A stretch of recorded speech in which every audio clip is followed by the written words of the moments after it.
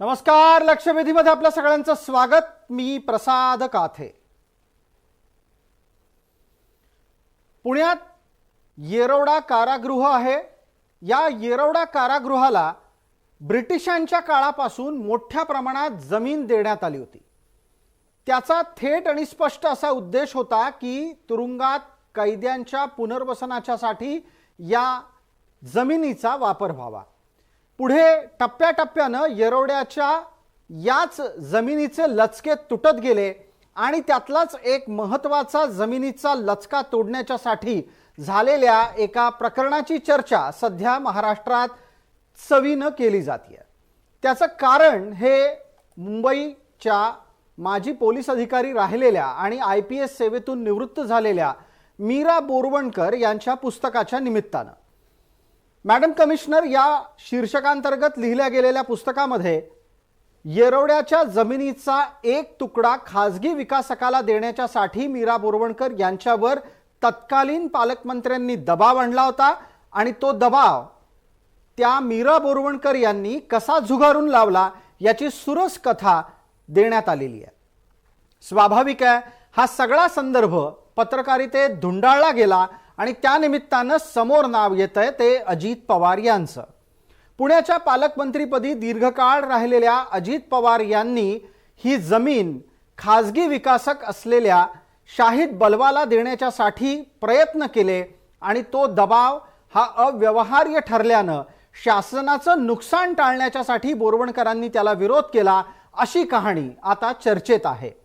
हे सगळं प्रकरण समोर आल्याच्या नंतर स्वाभाविकरित्या अजित पवार निशाण्यावर आहेत. नुकत्याच झालेल्या राष्ट्रवादीच्या फुटीच्या नंतर आता अजित पवार ज्यांच्या सर्वाधिक निशाण्यावर आहेत त्या सुप्रिया गटानं या निमित्तानं अजित पवारांवर शरसंधान करायला सुरुवात केली आहे. अजित पवारांनी हे सगळं प्रकरण एका झटक्यात स्वतःपासून वेगळं करण्याचा प्रयत्न केलाय. मुंबईतल्या पत्रकार परिषदेत अजित पवारांनी आरोप फेटाळलेले आहेत. पण असं जरी असलं तरी या संपूर्ण प्रकरणामध्ये पालकमंत्री या नात्यानं अजित पवारांची खरंच काही भूमिका होती का? येरवड्याच्या जमिनीचे आणि त्यात सुद्धा येरवड्याच्या कारागृहाच्या जमिनीचे आजवर लचके कोणत्या IAS अधिकाऱ्यानं कुठल्या राजकारण्याच्या मदतीनं तोडले हे अख्ख्या महाराष्ट्राला ठाऊक आहे. याच जमिनीवर चोरडियांचं पंचशील टेक पार्क कसं उभं राहिलं आणि याच पंचशील टेक पार्कमध्ये पवारांच्या घराण्यातले कोण संचालकपदी होते हेही अख्खा महाराष्ट्र जाणतो. पण असं सगळं असताना एका जमिनीच्या विशिष्ट भागाचा विषय समोर येऊन त्यात अजित पवारांच्या बद्दल भूमिका घेतली जाणं आणि महाराष्ट्रात जमिनींच्या व्यवहाराच्या बाबतीतले शिंतोडे अजित पवारांवरही उडवले जाणं हा प्रकार नक्की काय सुचवतो? मीरा बोरवणकर स्वतः सुद्धा हे सांगतायत की त्यांच्या पुस्तकामध्ये फक्त आणि फक्त काही येरवड्याच्या जमिनीचंच प्रकरण आहे असं नाही. पुण्याच्या दंगलीत उद्धव ठाकरेंच्या निकटवर्तीयांनी कशा प्रकारे हस्तक्षेप केले आणि दंगल भडकवण्याच्यासाठी प्रयत्न केले तेही प्रकरण कसं दाबलं गेलं हेही सांगितलेलं आहे. असं असताना केवळ आणि केवळ अजित पवारांच्या बाबतीतच आरोपांची संशयाची चर्चा सर्वाधिक का होतीये या निमित्तानं आपण प्रश्न उपस्थित करतोय की अजित पवारांना अडकवायचा हा डाव आहे का? या चर्चेत आपल्या सोबत सहभागी होणाऱ्या मान्यवरांचा मी आपल्याला पटकन परिचय करून देतो. आपल्या सोबत सुप्रिया गटाचे प्रतिनिधी प्रवक्ता या नात्यानं आणि त्याचबरोबर नव्या जबाबदारीत नियुक्त झालेले विकासजी लवांडे आहेत.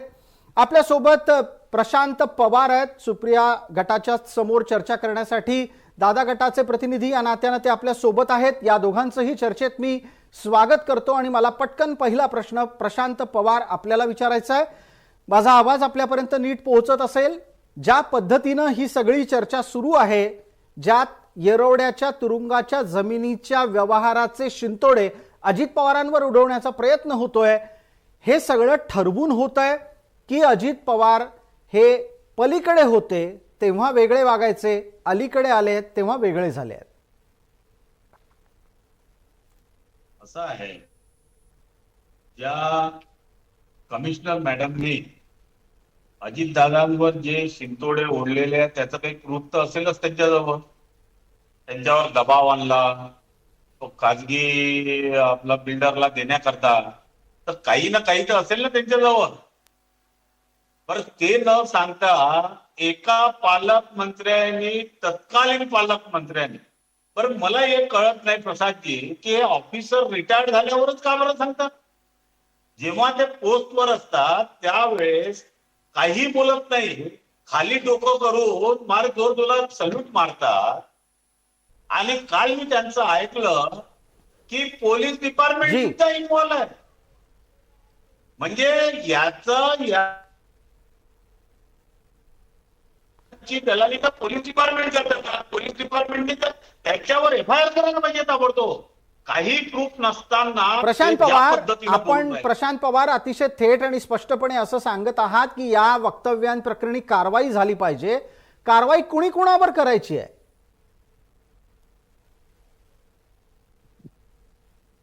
बोला. असं आहे प्रसादजी की जो माणूस काम करतो ना त्याच्या विरोधात बोलणारे 100 लोक असतात. जो कामच नाही करत त्याच्या विरोधात काय बोलणार आहे? आज ते प्रकरण केव्हाचं, यांचं पुस्तक केव्हाचं, ते पब्लिश केव्हा होऊन राहिले, हे रिटायर्ड केव्हा झाले. अहो त्यांचाही पण जर आराखडा काढला ना, म्हणजे त्यांची कारकीर्द, तर तुम्हाला सापडेल ना त्याच्यात. त्या जेव्हा जेलच्या डीआयजी होत्या तर मग त्यावेळेस जेलमध्ये गांजा, चरस, अफीम कसं जात होतं? कोणाच्या कृपेने जात होतं? दारूच्या बाटल्या जात होत्या, कोणाच्या कृपेने जात होत्या? मग असं म्हटलं तर जी, मला आपल्या मुद्द्यांपासून विकास लवांडे यांच्यापर्यंत पोहोचायचं आहे. विकासजी, ज्या पद्धतीचे तर्क दिले जात आहेत ते लक्षात घेता प्राप्त स्थितीमध्ये अजित पवार दोषी नाहीत असं दादा गट सांगतोय. तुमच्या लेखी कुठं पाणी मुरतंय? प्रसादजी, मला आपल्याला एक नम्र विनंती करायची आहे की आपण मला दरवेळेस चर्चेमध्ये सुप्रिया गटाचे प्रतिनिधी असं म्हणता. माझी आपल्याला नम्र विनंती आहे, लिगली आम्ही निवडणूक आयोगाकडे जो आमचा पक्ष नोंदलेला आहे तो आदरणीय पवार साहेबांच्या नेतृत्वाखालचा नोंदलेला आहे. राज्याचे आमचे प्रदेशाध्यक्ष जयंत पाटील साहेब आहेत. मी ओरिजिनल राष्ट्रवादी काँग्रेस पक्षाचा, जी राष्ट्रवादी काँग्रेस पार्टी आजही निवडणूक आयोगाकडे आहे, कुठलाही निकाल दिलेला नाही. त्यामुळे सुप्रिया गट वगैरे आपण असं न म्हणता ओरिजिनल राष्ट्रवादी काँग्रेस पार्टीचा मी प्रदेश प्रवक्ता आहे. त्यामुळे जो कोणी गट आहेत त्यांचा रजिस्टर नोंदणी नाहीये, अधिकृत पक्ष नाहीये, एक स्वयंघोषित पक्ष आहे तो. त्यामुळे कृपा करून जोपर्यंत निवडणूक आयोग निकाल देत नाही तोपर्यंत आपण आमच्या गट वगैरे असे काही नावं देऊ नयेत, ही माझी तुम्हाला नम्र विनंती आहे. जी, दुसरा मुद्दा राहिला मीरा बोरवणकरांच्या ज्या काय पुस्तकाच्या संदर्भातलं जी चर्चा सकाळपासून कालपासून सुरू आहे, त्या चर्चेच्या संदर्भात एका चॅनलने मीरा बोरवणकर मॅडमची एक मुलाखत आज घेतलेली आहे. ती मुलाखत जर आपण ऐकली तर आपल्याला अनेक गोष्टी स्पष्ट होतात. मीरा बोरवणकर मॅडम ह्या प्रशासनामध्ये एक स्वच्छ चारित्र्याच्या, पारदर्शक काम करणाऱ्या किंवा त्यांच्यावर रश्मी शुक्ला किंवा परमवीर सिंग यांच्यासारखे कुठल्या तरी पक्षाचे भाड असल्यासारखे कुठले त्यांच्यावर शिक्का नाहीये. त्या पंटर पद्धतीने कधी काम कोणाचं त्यांनी केलेलं नाहीये. ते एक निरपेक्ष प्रतिमा, स्वच्छ असलेली प्रशासनातले एक मीरा बोरवणकर यांचं नाव प्रचलित आहे. अद्यापपर्यंत त्यांच्या नावावर कुठल्याही पक्षाचा शिक्का नाहीये. आणि त्यांनी जे पुस्तक लिहिले ते खूप दिवसापूर्वी लिहिलेले. त्यांनी सकाळी मुलाखतीत सांगितलं की ही जी काय पुस्तकातली जी काय मांडणी केलेली आहे ही आधीच केलेली आहे. आता कुठे अजितदादा राष्ट्रवादीतनं फुटून गेल्यानंतर त्यांनी पुस्तक लिहायला घेतलेलं नाहीये. ते प्रकाशक संस्थेने उशिरा प्रकाशित केले वगैरे त्यांनी सकाळी स्पष्टपणे सांगितलेलं आहे. आणि त्यांनी आरोप केलेला नाहीये. त्यांनी त्यांच्या कामातले, आता त्यांचा जो पवारांचा आता मुद्दा होता की हे रिटायर झाल्यावर का लिहितात, तर मुद्दा असा आहे की कुठलाही रिटायर अधिकारी हे त्यांचे त्या सर्व्हिस मधले अनुभव लिहित असतात. सर्व्हिस मध्ये असताना काही गोष्टी त्यांना नियमानुसार, कायद्यानुसार त्यांना बोलता येत नाहीये. ते रिटायर झाल्यावर त्याचे अनुभव त्यांचे लिहित असतात की आम्हाला कोणी दबाव आणला होता, कुठलं प्रकरण कसं झालेलं असतं. असे अनेक अधिकाऱ्यांनी प्रकरणं उघडकीस आणलेली आहेत. त्यांनी कुठलाही आरोप केलेला नाही. त्यांनी सांगितलं की 2010 मध्ये त्या जागेच्या संदर्भात जो काही किस्सा घडला होता, विभागीय आयुक्तांनी ते जागेचा लिलाव करण्यासंदर्भात किंवा त्यांच्या अगोदरच्या कोणी अधिकाऱ्यांनी ते लिलाव करण्यासाठी प्रकरण मंजूर करून वगैरे काही ठेवलं होतं. आता यांची नव्याने नियुक्ती तिथं झाल्यानंतर त्यांनी स्पष्टपणे त्यांच्या मुलाखतीत सांगितलं की मी ते तपासून पाहिल्यानंतर मला ते चुकीचं वाटलं म्हणून मी ते विकासजी, मला आपल्याला असं विचारायचं आहे, आपण स्वतः पुणे ग्रामीण मध्ये बऱ्यापैकी सक्रिय आहात. पुणे ग्रामीण मधलं राजकारण अनेक वर्ष पाहता आहात. अजित पवार गेली अनेक वर्ष पुण्याच्या आसपास बऱ्यापैकी आपलं वर्चस्व राखून आहेत. तिथे प्रभाव क्षेत्र त्यांचं आहे. तुम्ही स्वतः पुणे ग्रामीण परिसरामधलं तुमचं स्वतःचं आजवरचं अनुभवाचं बळ वापरा आणि आठवून मला सांगा की येरवड्याच्या कारागृहाच्या जमिनींचे लचके आजवर कसे कसे तोडले गेले आणि ती जमीन कशा पद्धतीनं विकासकांना दिली गेली, काही आपल्याकडे या संदर्भातला तपशील आहे का विकासजी? नाही, जे काय तुम्ही लचके तोडले वगैरे हे जे काही शब्द आहेत, यापेक्षा आता इथे पवार जे बसलेले आहेत, अजितदादा गटाचे प्रवक्ते आहेत, मी या विकासाचे महामेरू वगैरे जे काय दादा सोडून या महाराष्ट्रात कुणीच काही काम केलेलं नाही. पवार साहेब नाही, कुणी नाही, विलासराव देशमुख नाहीत, महाराष्ट्रात कुणी आतापर्यंत काही केलेलंच नाही. 2014 नंतर राष्ट्रीय पातळीवर मोदी काम करतायत आणि आता अलीकडे अजितदादा काम करतायत. बाकी सगळी माणसं हात बांधून होती, कुणीही कर्तव्यदक्ष नाही, कुणी कामाची माणसं नाहीत, कुणी बिझी नसतं, कुणाला निर्णय क्षमता विकासजी नाही. मुद्दा तो नव्हता. विकासजी मुद्दा तो नव्हता. मी आपल्याला एवढंच म्हणू इच्छित होतो, आपण स्वतः पुणे ग्रामीण मध्ये बऱ्यापैकी सक्रिय राहिलेला आहात राजकारणात. येरवड्याच्या तुरुंगाच्या संदर्भात काही तपशील आहे का आपल्याकडे? मी तुम्हाला तेच सांगतोय, जर या सरकारमध्ये आता DCM 1 आहेत, DCM 2 आहेत, मुख्यमंत्री आहेत, यांनी चौकशी करावी आणि या सरकारने चौकशी करून दूध का दूध पाणी का पाणी करावं. कुणी लचके तोडले, कुणी जमिनी गुंडाळल्या, कोण लाभार्थी, हे सगळे निर्णय घ्यावे. कोण पालकमंत्री ते होतं, या सरकारने चौकशा कराव्या. आरोपीच्या विरोधात गुन्हा दाखल करण्याचं काम नाही का त्यांचं? चौकशी कुणी करायला पाहिजे? आरोपीच्या विरोधात चौकशी करा ना. सरकार तुमचं आहे, सरकारमध्ये तुम्ही जाऊन बसलेला आहात, सरकारमध्ये तुम्ही बसलेला आहात. माझी विनंती आहे, आपण या सरकारने ताबडतोबीने हे जे काय प्रसादजी कातेंनी जे काय आरोप केलेले आहेत आता, या आरोपांची चौकशी करा. मग आता का तुम्ही त्या पोलीस डिपार्टमेंटला क्लीन चिट देऊन राहिले? मला विकासजी एक मिनिट थांबा जरा. विकासजी, माझ्या प्रश्नांची उत्तरं तुमच्याकडून येत नाही. तुमच्या लेखी अजित पवारांनी जमीन प्रकरणामध्ये हस्तक्षेप केले होते का? तुमची माहिती काय आहे या प्रकरणामध्ये? मी तिसऱ्यांदा म्हणतोय, तुम्ही पुणे ग्रामीणमध्ये बऱ्यापैकी सक्रिय असता, तुमच्याकडे या व्यवहारातली काही माहिती आहे का? केवळ आणि केवळ आत्ताच्या घडीला जे माध्यमात समोर येत आहे तेवढ्या आधारावर तुम्ही तुमची भूमिका घेत आहात? नाही, अनेक वर्ष अजितदादा या पुणे त्याचं त्यांनी काम पाहिलेलं आहे. आता कोण मंत्री करतात, कोणत्या खात्यात काय ते हस्तक्षेप करतात रेकॉर्डवर नसतं. हे काय कोण कोणाला काय काम करतंय ते काय रेकॉर्डवर येत नाही. त्यामुळे आपण त्याच्याबद्दल कसं बोलणार आहोत? यापेक्षा सरकारने त्याची चौकशी करावी. सरकारचे तपासी यंत्रणा भरपूर आहेत ना, CBI आहे, ED आहे, अनेक आरोप फडणवीसांनी केलेले आहेत. त्याच्यापूर्वीच्या आरोपांची सगळी चौकशी व्हायला पाहिजे. दूध का दूध पाणी का पाणी व्हायला पाहिजे. या शासकीय यंत्रणा आता गप्प का बसलेल्या आहेत? बरं विकास लवांडे, आपण हा मुद्दा मांडत आहात की जे काही आरोप झालेत त्याची चौकशी करावी. यातला एक गमतीचा भाग मात्र असा आहे की आरोप केल्याच्या नंतर एकदम पवित्र झालेल्या मीरा बोरवणकर या स्वतः सुद्धा अजित पवारांचं नाव घेत नाहीयेत. ते त्यावेळेचे दादा पालकमंत्री असे सांकेतिक शब्द लिहित आहेत. रिटायर झाल्यावर पण ही स्थिती आहे त्यांची. पण तुम्ही म्हणता की आरोपाची चौकशी करा. मला विचारायचं आहे प्रशांत पवार यांना. प्रशांत पवार, आपणही दीर्घकाळ पक्षात सक्रिय राहिलात, आता तुम्ही वेगळी भूमिका घेतलेली आहे. तुम्ही यापूर्वी ज्या पक्षामध्ये सक्रिय होतात त्या पक्षाला जेव्हा सत्तेत काम करायची संधी येते तेव्हा सत्तेत कोणी कसं काम करायचं याचे आदेश कुठून येत असतात? नाही, आदेश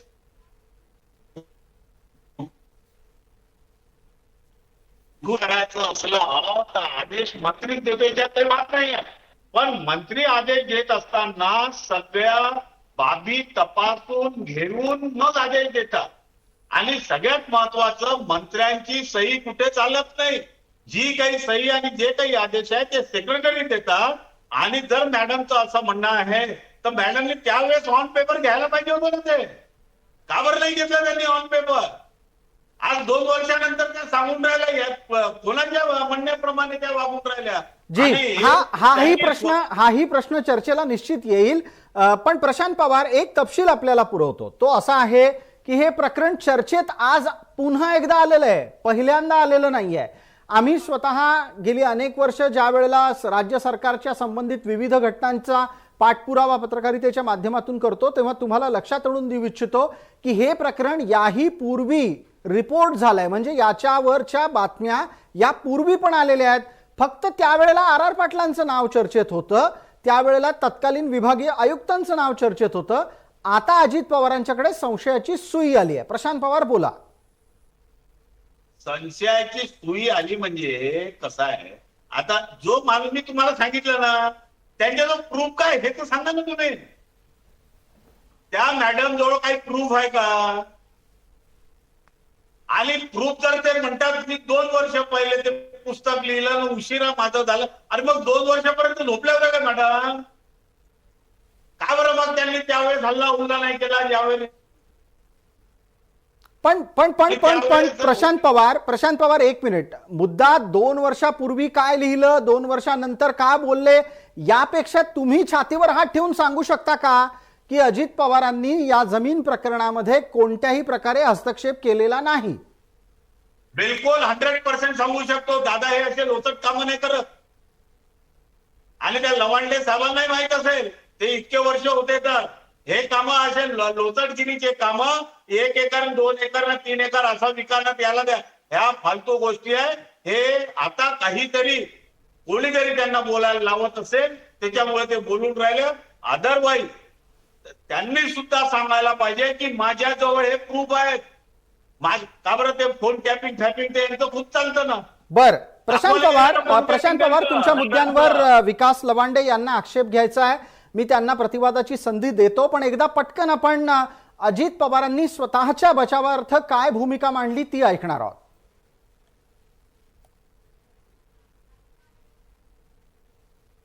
गेले 3-4 दिवस माझ्याबद्दल सातत्याने इलेक्ट्रॉनिक मीडियामध्ये आणि काही बाबतीमध्ये प्रिंट मीडियामध्ये पण बातम्या आल्या.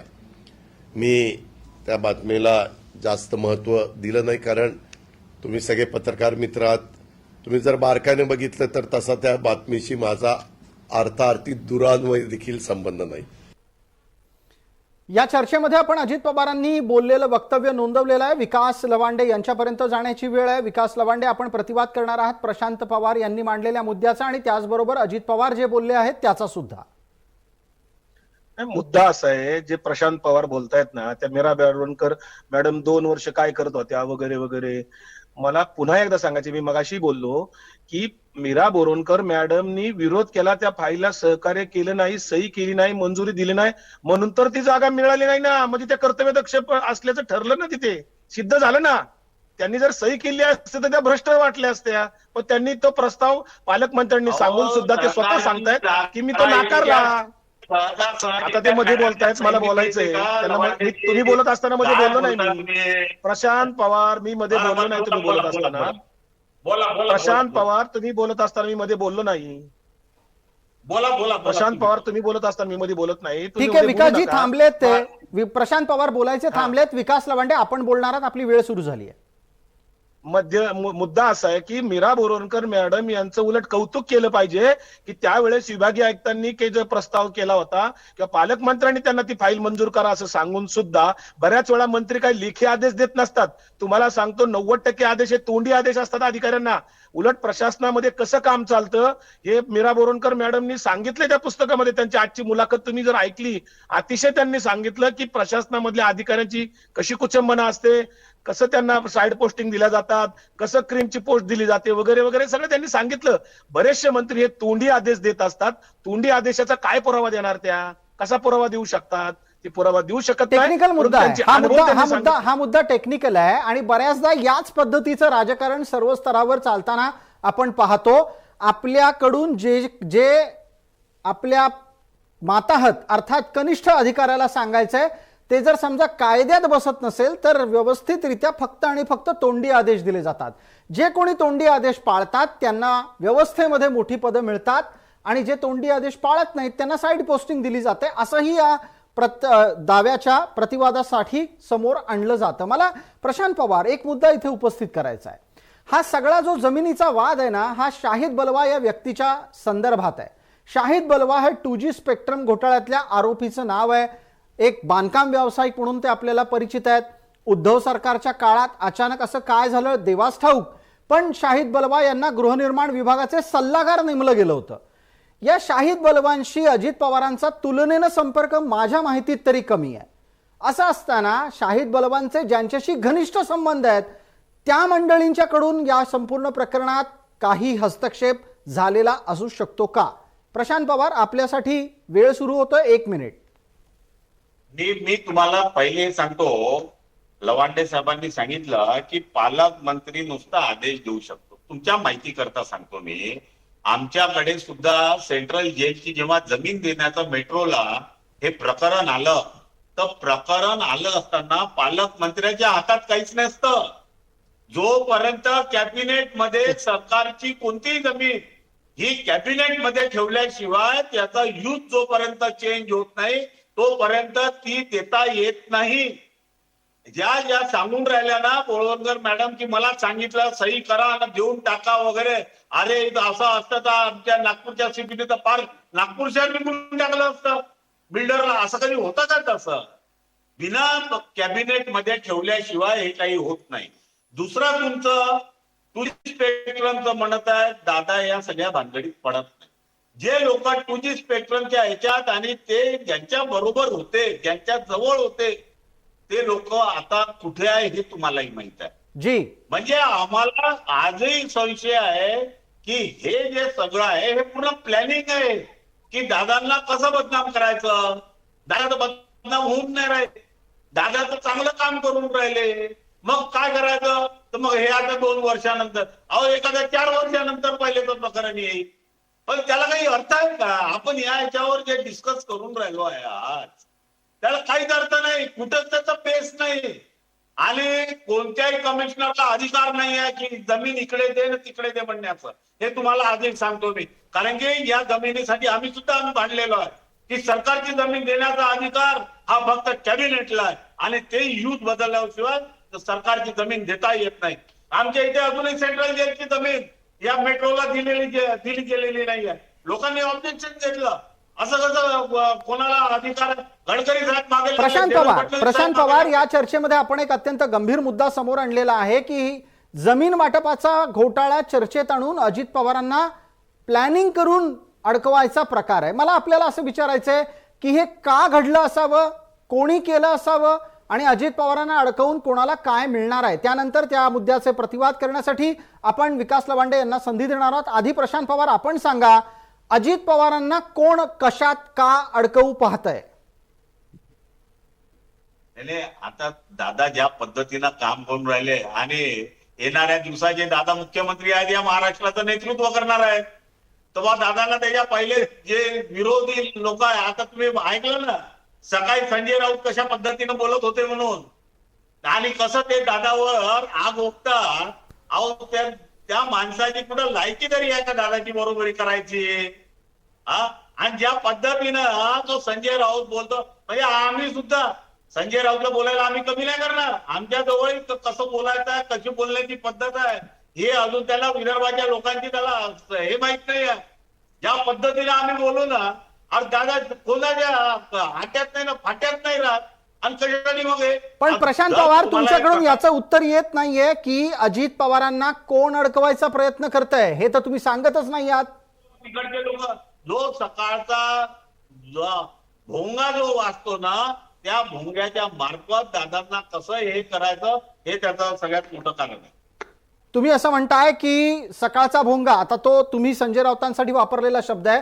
या मुद्द्याचा प्रतिवाद करण्यासाठी आपल्यासोबत विकास लवांडे आहेत. विकासजी, आपली वेळ सुरू होतीये, 1.5 मिनिट आहे आपल्याकडे. हा, मला जरा बोलू द्या सविस्तर. मुळामध्ये आमचा जो राष्ट्रवादी काँग्रेस पक्ष आहे ओरिजिनल, हा आतापर्यंत बदनाम कुणी केला आणि पक्षातल्या कुणावर आरोप झाले होते, कुणामुळे आमचा पक्ष बदनाम होत होता, कुणावर आरोप होत होते, हे संबंध महाराष्ट्र जाणतो. दुसरी गोष्ट, दादांचं काम चांगलंय, दादांचं काम चांगलंय, दादांचं काम चांगलंय. अहो मग दादांनी कंत्राटी नोकर भरती थांबवावी ना, दादांनी आरोग्याचे प्रश्न थांबावेत ना राज्यातले, दादांनी आता शेतकऱ्यांचे प्रश्न थांबावेत ना, दुष्काळ जाहीर करावा ना, बेरोजगारांना नोकऱ्या द्याव्यात ना, आम्हाला युवा संघर्ष यात्रा का काढावी लागते, आता 800 किलोमीटर आम्ही चालतोय. हे सगळे प्रश्न महाराष्ट्रातले आजही दादांनी, पुण्याच्या भोवतालचे रिंग रोडचे प्रश्न इतके दिवस पडलेत, का सुटत नाही प्रश्न? कितीतरी यादी देईल तुम्हाला मी कामांचे, काम विकास 100 कामांची मी लिस्ट देऊ शकतो की जी कामं होत नाहीत आणि झाली नाहीत आणि अजूनही पेंडिंग आहेत. कसली कामं तुम्ही करता? लाभार्थ्यांची कामं करता, कॉन्ट्रॅक्टर लोकांचा गराडा कोणाभोवती आज राज्यामध्ये. आज आमच्या पक्षामध्ये कॉन्ट्रॅक्टर लोक होते ते कुणाभोवती गेलेले आहेत, कोणाच्या पक्षात आहेत? हे सगळा महाराष्ट्र जाणतो. लाभार्थी गट एका बाजूला झालेला आहे आणि जो पक्षाची मूलभूत विचारधारा आहे, पुरोगामी विचारधारा, सेक्युलर विचारधारा, पवार साहेबांची, यशवंतराव चव्हाणांची विचारधारा, जी. तो पक्षातले सगळे कार्यकर्ते, सगळे पदाधिकारी हे पवार साहेबांच्या सोबत आहेत. जयंत पाटील साहेबांच्या नेतृत्वाखाली महाराष्ट्रात सुप्रियाताईंच्या नेतृत्वाखाली ते कार्यरत आहेत. त्यामुळे दादा काम करतात का नाही करतात हे महाराष्ट्र बघत असतो. पण मुद्दा विकास आहे लवंडे, एक की 30 आता जे सेकंदात काय- पटकन एका गोष्टीचा खुलासा करा की हे सगळं प्रकरण हे अजित पवारांना अडकवण्याच्या साठी घडवून आणलेलं आहे का, यावर आपलं उत्तर काय आहे? अहो, मुळामध्ये कोण अडकवतंय, कोणाला अडकवतंय मला कळतच नाही. याच्यामध्ये चौकशी का करत नाही शासन? उलट त्यांच्याकडे गेलं की चौकशा बंद होतात. अजितदादाची कशी चौकशी होईल आता या मुद्द्यावर? अजितदादांच्यावर आधी जलसंपदा घोटाळ्याचे जे आरोप होते, स्वतः पंतप्रधानांनी केलेला आरोप आहे, त्याची फाईल बंद झाली. आता गुजरात वॉशिंग पावडर म्हणून सगळ्या महाराष्ट्रभर चर्चा आहे की वॉशिंग पावडर टाकली की माणसं क्लिअर होतात. आरोप झालेले सगळी माणसं क्लीन झालेली आहेत. रश्मी शुक्ला असतील, परमवीर सिंग असतील, त्यांना ठीक आहे. सस्पेंड केलं होतं वेगवेगळ्या गंभीर गुन्ह्यामध्ये. आज रश्मी शुक्ला आणि परमवीर सिंगांना क्लीन चिट दिली, पुन्हा सेवेत क्रीमच्या पोस्ट दिल्या. हे कुणी बरं, केलं? याच्यावर प्रशांत फडणवीसांनी पवारांना केलं. उत्तर देण्याची संधी आहे. आपल्याकडे चर्चेला वेळ मर्यादा आहे, 30 सेकंद उरलेत. पटकन प्रशांत पवार, आपण बोलणार आहात. खरं तर महाराष्ट्रामध्ये पाहायला गेलं तर वॉशिंग पावडर 1978 पासून वापरली जाते, पुलोचं सरकार आल्यापासून. असो, मुद्दा आत्ताचा आपण पटकन आणूयात. आता अजित पवारांना वर लागलेल्या आरोपांची चौकशी होणार आहे की नाही, याचा खुलासा आपण करावा. पटकन प्रशांत पवार. प्रसाद काही भ्रष्टाचाराचे केलंच नाही कोणाचे दादानी, आरोप तर होते चौकशी मुलुंडमध्ये? कशाची करणार आहे?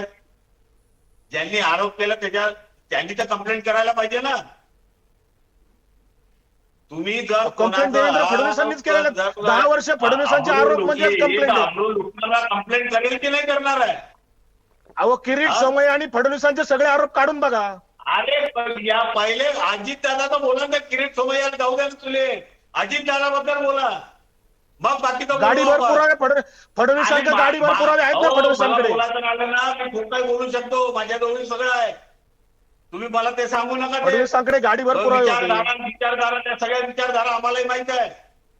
आम्ही आजपासून नाही, 1999 पासून आम्ही त्या विचारधारा वगैरे जर त्या मॅडम मध्ये, कमिशनर मॅडम मध्ये जर खरंच ताकद असेल तर कमिशनर मॅडमला पहिले राईट मध्ये कंप्लेंट करायला पाहिजे, तेव्हा चौकशी चालू. ठीक आहे. प्रशांत पवार, आपण वारंवार या मुद्द्याला स्पर्श करत आहात की या संपूर्ण प्रकरणामध्ये तक्रार झाली पाहिजे. तर विकास लवांडेंनी थेट प्रश्न उपस्थित केला की जे वक्तव्य केलं गेलंय ते आधार मानून चौकशी करावी. चर्चेला वेळेची मर्यादा आहे. आपण दोन्ही मान्यवर या चर्चेत सहभागी झालात त्याबद्दल आपले मनपूर्वक आभार. लक्षवेधीच्या या चर्चेमध्ये तुर्तास इतकंच. सर्व प्रेक्षकांना जय महाराष्ट्र.